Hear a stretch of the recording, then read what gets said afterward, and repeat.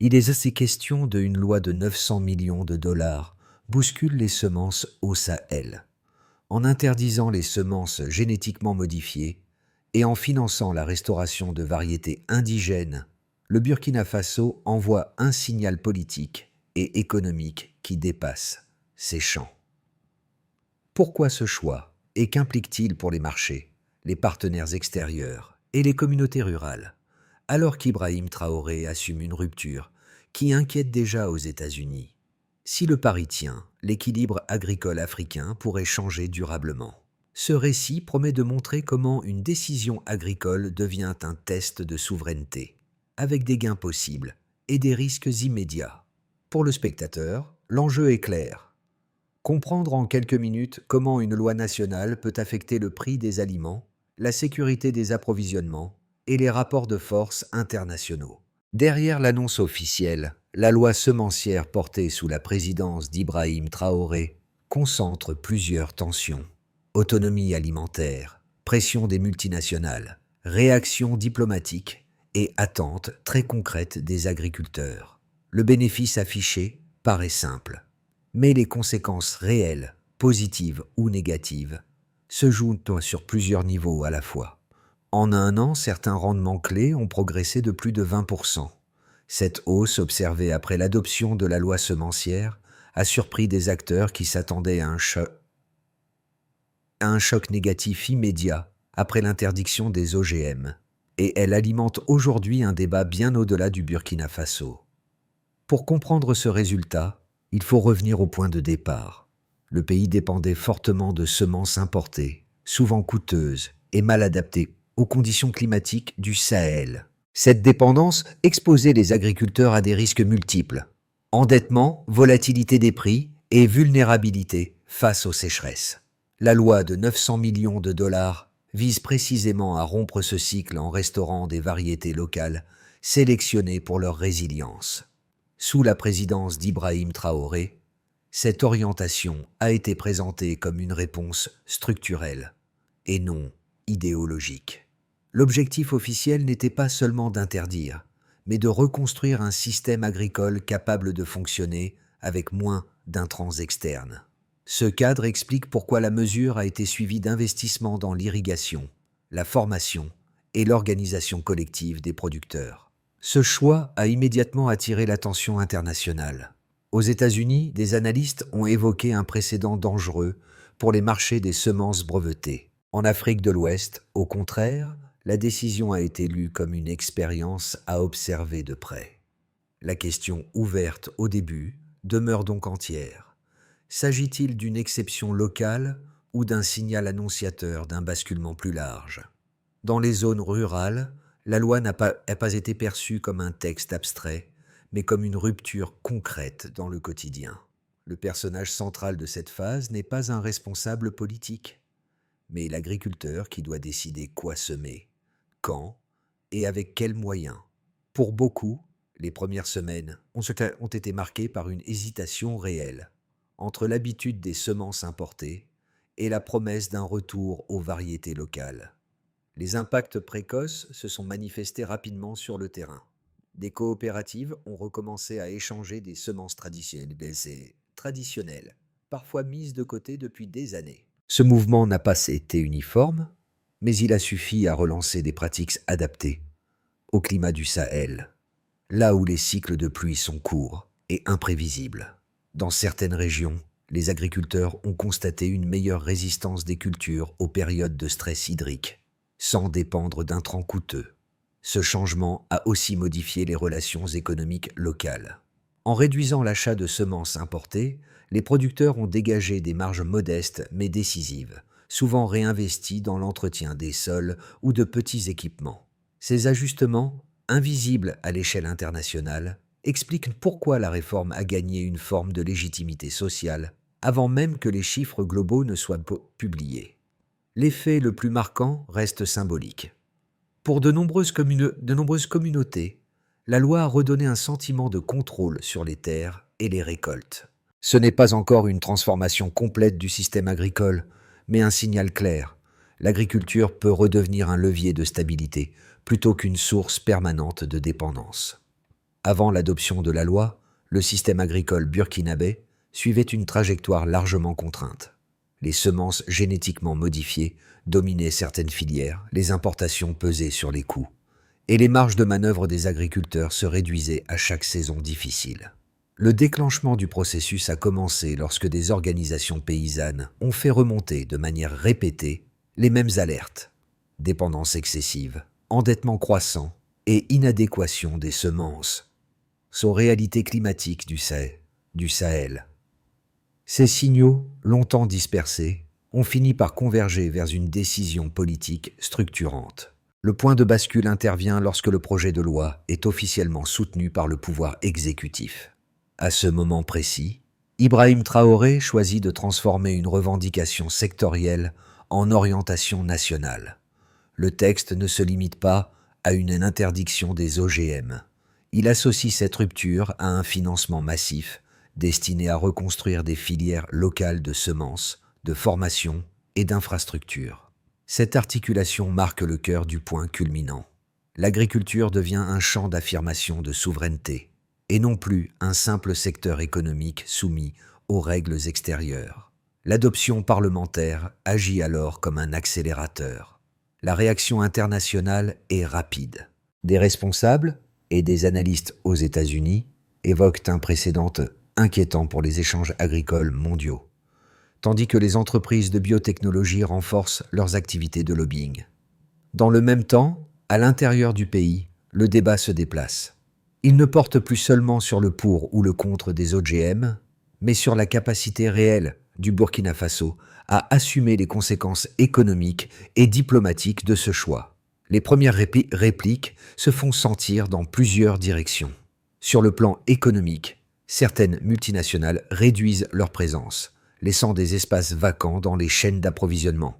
Sur le plan politique, le Burkina Faso est observé de près par ses voisins du Sahel, qui évaluent les coûts et les bénéfices d'une démarche similaire. Au niveau local, les administrations agricoles doivent s'adapter rapidement pour accompagner les producteurs, sous peine de créer un décalage entre l'ambition du texte et sa mise en œuvre concrète. Ce enchaînement d'événements révèle une dynamique centrale. La loi n'est pas un geste isolé, mais le déclencheur d'une série de décisions et de réactions interdépendantes. Chaque étape renforce ou fragilise la suivante. C'est dans cette séquence, encore en cours, que se joue la question clé. La rupture engagée peut-elle se stabiliser et produire des effets durables, ou restera-t-elle une parenthèse sous forte pression externe?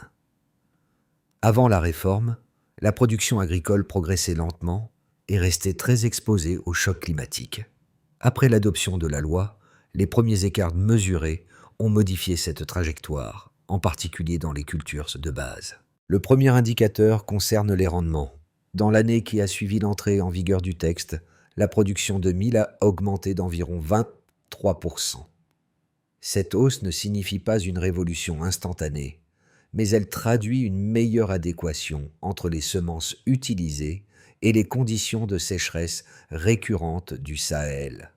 En clair, des variétés locales plus résistantes ont réduit les pertes liées aux aléas climatiques. Le deuxième indicateur touche au coût de production. La consommation d'engrais chimiques a reculé d'environ 17%, parallèlement à une baisse marquée des importations de semences génétiquement modifiées. Cette évolution a allégé la charge financière pesant sur les exploitations familiales. Pour de nombreux agriculteurs, cela s'est traduit par une capacité nouvelle à réinvestir dans leurs parcelles plutôt qu'à rembourser des intrants coûteux. Le troisième indicateur porte sur l'investissement public. En complément de la loi semencière, environ 250 millions de dollars supplémentaires ont été dirigés vers l'irrigation et les infrastructures agricoles.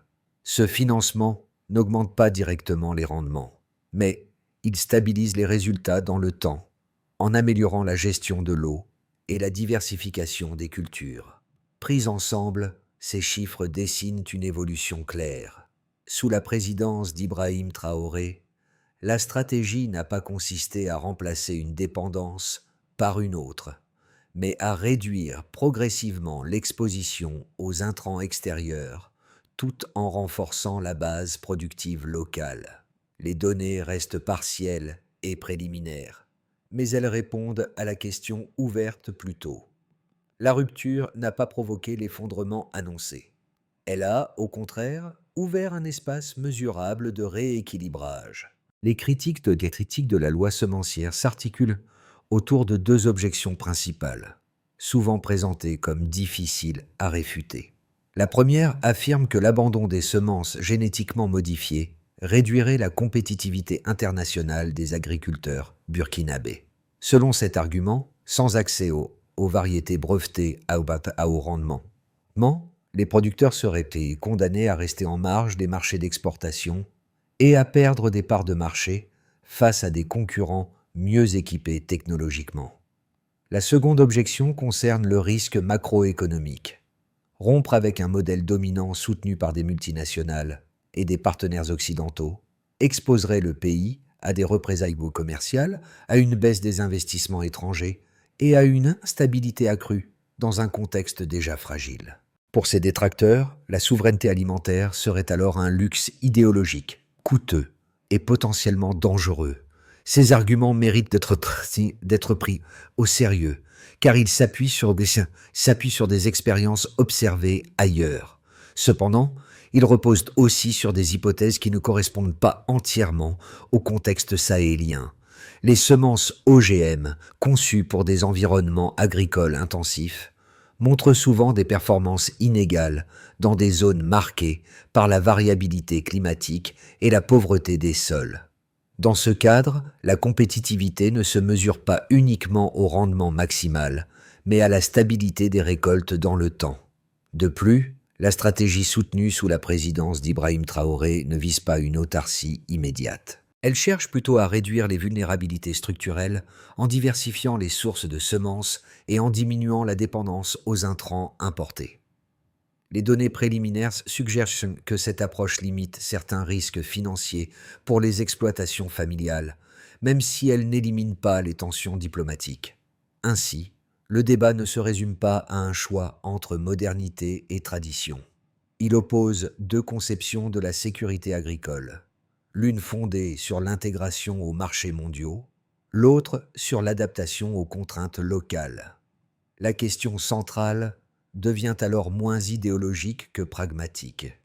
Quelle approche protège le mieux les producteurs face aux chocs répétés?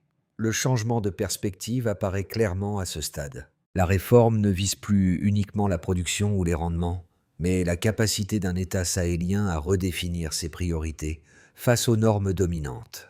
En plaçant la question des semences au cœur du débat public, le Burkina Faso a déplacé la discussion vers un terrain politique plus large, celui de la souveraineté et du rapport de force.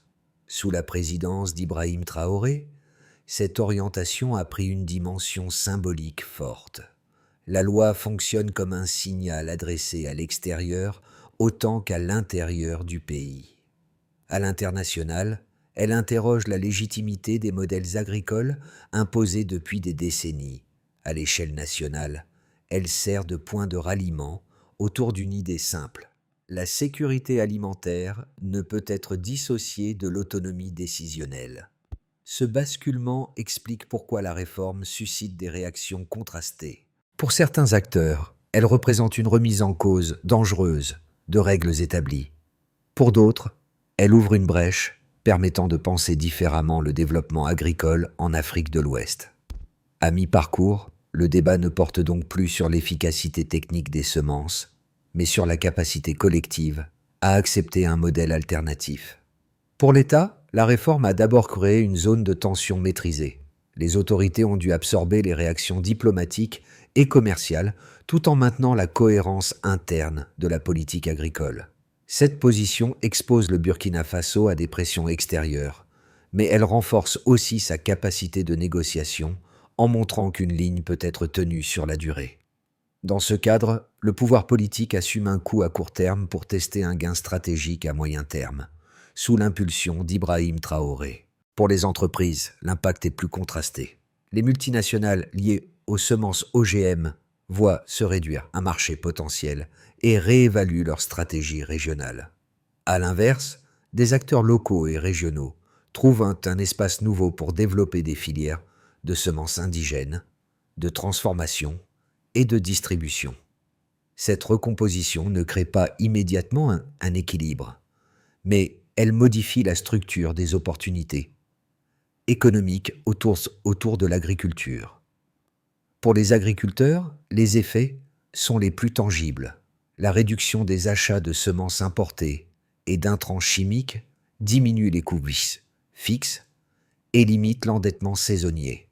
Les producteurs gagnent en prévisibilité, même si les rendements restent variables selon les régions. Ce changement renforce un sentiment de sécurité relative, moins dépendant des fluctuations des marchés internationaux et davantage lié aux cycles locaux. Pour les communautés rurales, enfin, la réforme agit comme un levier social. Les échanges de savoir, la revalorisation des pratiques traditionnelles et la coopération entre producteurs recréent des dynamiques collectives affaiblies par des années de dépendance externe. Ces effets ne se mesurent pas uniquement en chiffres, mais en capacité de résilience face aux chocs climatiques et économiques. Pris ensemble, ces 4 niveaux montrent que la loi ne produit pas un effet unique, mais une série de conséquences. Imbriquée, la question posée plus tôt trouve ici un début de réponse. Le changement n'est ni indolore, ni uniforme, mais il redéfinit concrètement les rapports entre État, marché et territoire. Le premier scénario, dit de base, repose sur une consolidation progressive. Dans cette trajectoire, le Burkina Faso maintient le cap sans accélération majeure ni recul visible. Les investissements publics continuent à soutenir l'irrigation et la formation, tandis que les producteurs ajustent leurs pratiques au fil des saisons. Les rendements se stabilisent à un niveau supérieur à la période précédente, sans explosion spectaculaire. Si cette dynamique se confirme, alors la réforme s'inscrit comme une normalisation prudente, suffisante pour prouver sa viabilité sans provoquer de rupture régionale immédiate. Le deuxième scénario, plus optimiste, imagine un effet d'entraînement. Si les résultats agricoles se confirment et que les coûts restent maîtrisés, alors d'autres pays du Sahel pourraient adopter des politiques similaires. Cette diffusion créerait des coopérations régionales autour des semences locales, de la recherche agronomique et des marchés de proximité. Dans ce cas, la décision initiale du Burkina Faso deviendrait un point de référence, non pas par imitation idéologique, mais par convergence d'intérêts face aux contraintes climatiques communes. Si cette dynamique se met en place, alors le rapport de force agricole régionale pourrait évoluer sensiblement. Le troisième scénario, plus défavorable, repose sur une montée des résistances. Si les pressions internationales s'intensifient, sous forme de restrictions commerciales ou de désengagement financier, alors la réforme pourrait entrer dans une phase de fragilisation. Les administrations locales seraient mises à l'épreuve, et les producteurs pourraient faire face à des incertitudes accrues, notamment en cas de mauvaise saison climatique. Dans cette hypothèse, la loi ne disparaît pas, mais son application devient plus coûteuse politiquement et économiquement. Ces 3 trajectoires ne sont pas exclusives. Des éléments de chacune peuvent coexister selon les secteurs et les régions. L'enjeu principal pour les mois à venir n'est donc pas de prédire un avenir unique, mais d'évaluer les signaux faibles.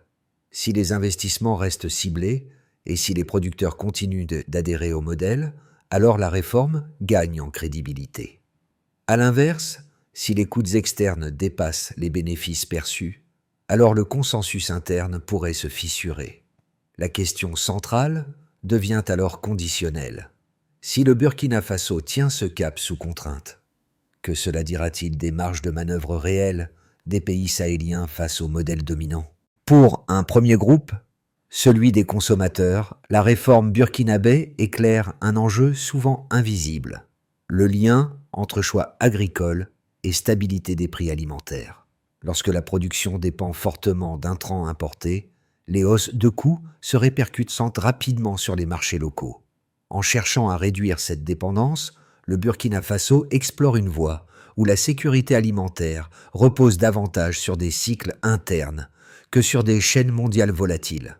Pour le spectateur, cela invite à repenser l'origine réelle de la nourriture et les facteurs qui influencent son accessibilité. Un second groupe concerne les acteurs économiques et agricoles, qu'il s'agisse de petits producteurs, de coopératives ou d'entrepreneurs ruraux. La loi met en évidence l'importance de la maîtrise des ressources de base. Le cas burkinabé montre que l'autonomie ne signifie pas l'isolement, mais une capacité accrue à négocier et à choisir. Cette perspective peut résonner dans d'autres contextes où les producteurs cherchent à limiter leur exposition aux fluctuations externes sans renoncer à toute modernisation. Un troisième groupe touche les citoyens attentifs aux questions de souveraineté et de développement. La réforme rappelle que des décisions techniques, comme le choix des semences, peuvent devenir des leviers politiques majeurs. Elle montre aussi que ces choix comportent des compromis réels entre risques à court terme et bénéfices potentiels à long terme. Pour le spectateur, l'enjeu n'est pas d'adhérer ou de rejeter le modèle, mais de comprendre comment se construisent ces arbitrages. À travers ces trois angles, l'expérience du Burkina Faso agit comme un miroir. Elle pose une question simple mais transposable.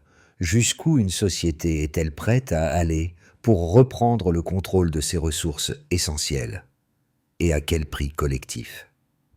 Cette interrogation prépare le terrain pour la réflexion suivante, celle des solutions concrètes et des conditions de leur réussite. La première étape consiste à sécuriser la mise en œuvre locale. Cela implique que l'État, sous la présidence d'Ibrahim Traoré, maintienne un accompagnement technique constant auprès des producteurs, afin d'éviter un écart entre la loi et les pratiques de terrain.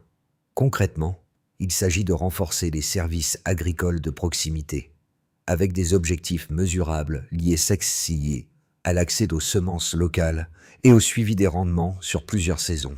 La deuxième étape porte sur la formation et la transmission des savoirs. Les agriculteurs doivent disposer d'outils pratiques pour gérer les semences indigènes, améliorer la conservation des sols et adapter les calendriers de culture aux variations climatiques. Cette phase repose sur des programmes ciblés, évalués non par leur ampleur, mais par leur capacité à produire des changements observables dans les exploitations familiales.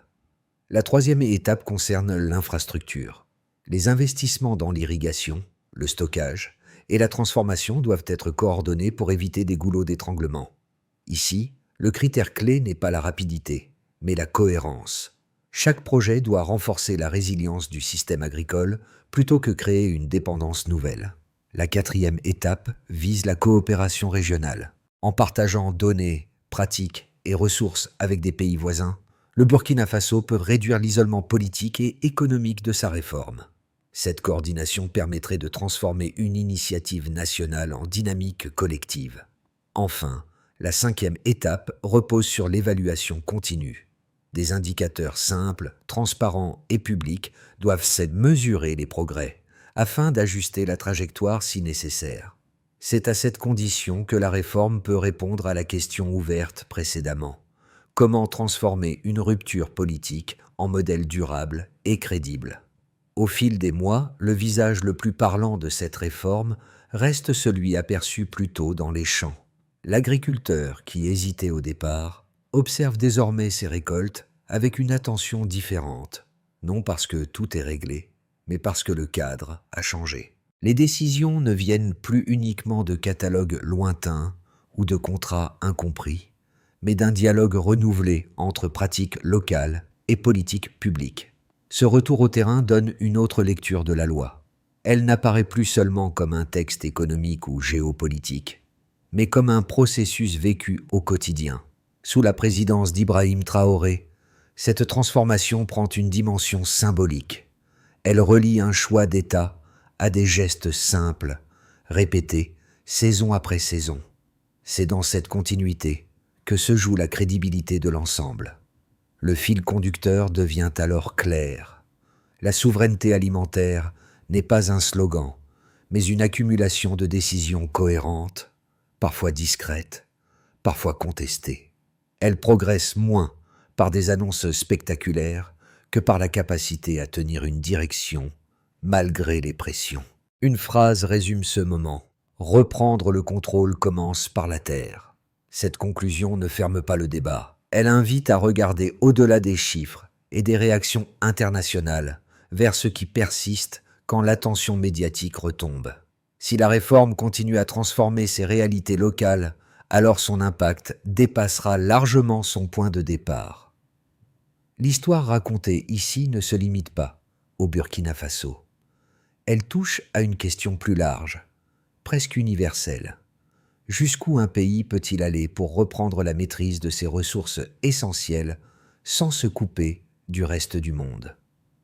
Le choix porté par Ibrahim Traoré met en lumière cette tension permanente entre autonomie et interdépendance, entre décisions locales et règles globales.